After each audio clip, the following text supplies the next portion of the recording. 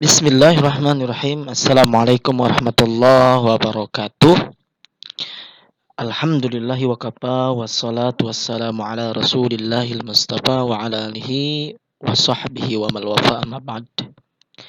Pada kesempatan yang berbahagia ini, alhamdulillah kita senantiasa masih diberikan kesempatan untuk menuntut ilmu, dan itu merupakan salah satu kewajiban yang Allah berikan kepada setiap manusia, karena menuntut ilmu itu wajib bagi setiap manusia untuk mencari dan mencari informasi mengenai ilmu apa yang Allah berikan di muka bumi ini. Baik siswa-siswi yang dirahmati Allah Subhanahu wa taala, mari kita melanjutkan materi kita tentang bab ketentuan waris dalam Islam. Ketentuan waris dalam Islam, ilmu waris disebut dengan ilmu faraid. Ya, ilmu faraid itu ilmu yang berbicara mengenai hukum-hukum tentang ahli waris atau hak-hak yang diberikan waris kepada keturunannya. Ya. Terlebih dahulu kita mencoba untuk menganalisis makna waris dan ahli waris dalam Islam. Kemudian pembagian harta waris dalam Islam itu seperti apa? Kemudian hikmah apa saja? Ya, hikmah apa saja pembagian harta atau waris dalam Islam? Ya, pertama menurut bahasa, menurut loghah, warisa yarithu wirsan.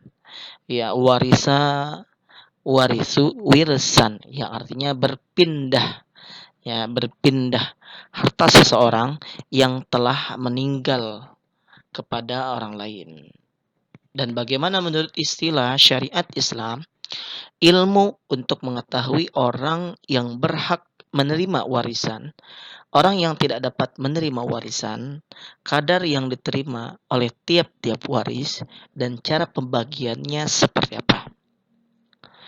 Ya, dan tujuan pembagian harta waris menurut Islam itu salah satunya agar tidak terjadi perselisihan dan pertikaian antara ahli waris, dan agar dapat terwujud keadilan yang berimbang dalam pembagian harta waris.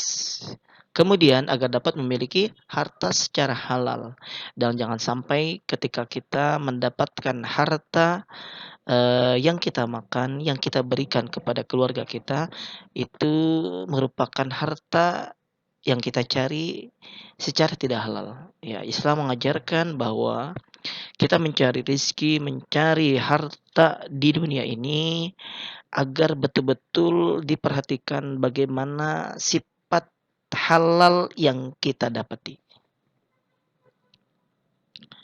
Kemudian ada dalil yang menjadi dasar pelaksanaan pembagian ahli waris, ya, termaktub dalam Quran surah An-Nisa, ya, ayat yang ke-11 dan 12. Kemudian hadis riwayat Bukhari dan Muslim pun ada. Kemudian ijma' ulama dan peraturan undang-undang nomor 7 tahun 1989. Nanti kalian cari, ya, kalian lihat, kalian perhatikan, kemudian kalian salin Quran surah An-Nisa ayat yang ke-11 dan 12. Dan kemudian cari hadis yang berbicara tentang hak-hak yang diperoleh oleh ahli waris. Ya. Kemudian hukum mempelajari ilmu waris menurut pandangan Islam yaitu fardu kifayah. Artinya kewajiban hanya bagi sebagian orang saja Islam untuk mempelajarinya. Namun apabila tidak ada seorang pun dari umat Islam tidak mempelajarinya, semua umat Islam berdosa.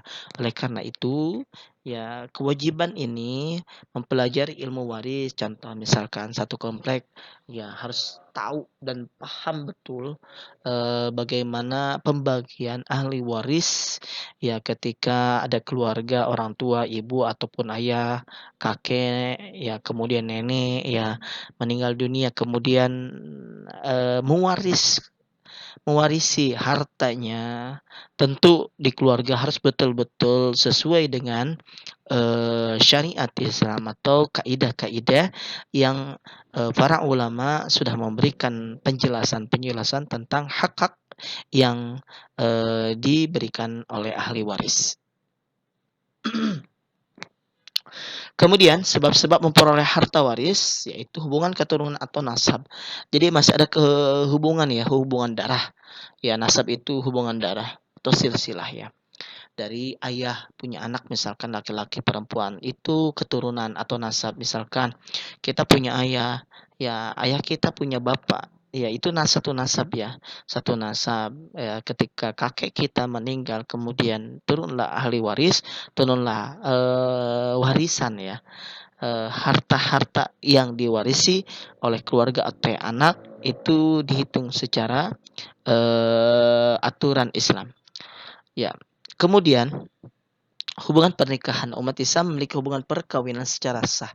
Berhak menjadi ahli waris yaitu suami atau istri. Ini sudah jelas bahwa hubungan pernikahan itu menjadi salah satu syarat ya ketika mendapati harta dari ayah ataupun ibu yang meninggal dunia, yang mewarisi harta-harta yang akan diberikan kepada keluarganya secara sah.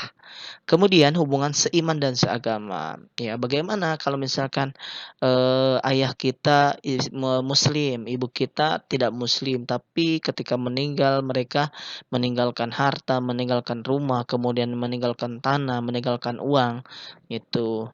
Itu bagaimana hukumnya? Kalau dalam aqaidul fikih ya tidak sah ya antara orang yang mewarisi dengan harta orang yang diwarisi harus sama-sama sebagai orang Islam. Kalau tidak di antara mereka tidak Islam berarti tidak sah ya untuk diberikan hartanya. Sehingga apabila ada keluarga yang berbeda agama, nah maka tidak berhak untuk menoleh harta warisan. Ya, tidak perlu diungkit. Ya, kemudian ya satu pembunuhan, sebab-sebab terhalangnya harta waris. Pertama, satu pembunuhan. Ya, contoh misalnya ayah kita banyak nih hartanya, ibu kita banyak hartanya. Kemudian kita punya niatan, auzubillahi min zalik, kemudian kita membunuh ya keluarga kita, ingin mendapati hak waris itu tidak boleh. Ya, hukumnya haram. Kemudian murtad atau kafir. Ketika orang tua kita awalnya muslim, ibu kita muslim, ya kemudian murtad atau kafir, ya bagaimana harta yang ditinggalkannya dari rumah, kemudian tanah dan sebagainya itu bisa tidak diwarisi kepada anaknya? Tidak, ya karena terhalang tadi, ya murtad dan kafir. Kemudian budak saat ini sudah tidak ada lagi ya sistem perbudakan di Indonesia. Semua di negara manapun tidak berlaku lagi ya budak misalkan ya. Kalaupun ada itu tidak diperkenankan ya, tidak diperbolehkan dalam Islam. Nah, insyaallah nanti pekan berikutnya kita akan membahas pembagian ahli waris sesuai dengan ketentuan Islam berdasarkan jenis kelamin ahli waris laki-laki. Sampai di sini Bapak cukupkan, mudah-mudahan kita diberikan kepahaman oleh Allah Subhanahu wa taala dalam menuntut ilmu. Hadanallahu wa iyyakum ajma'in. Wassalamualaikum warahmatullahi wabarakatuh.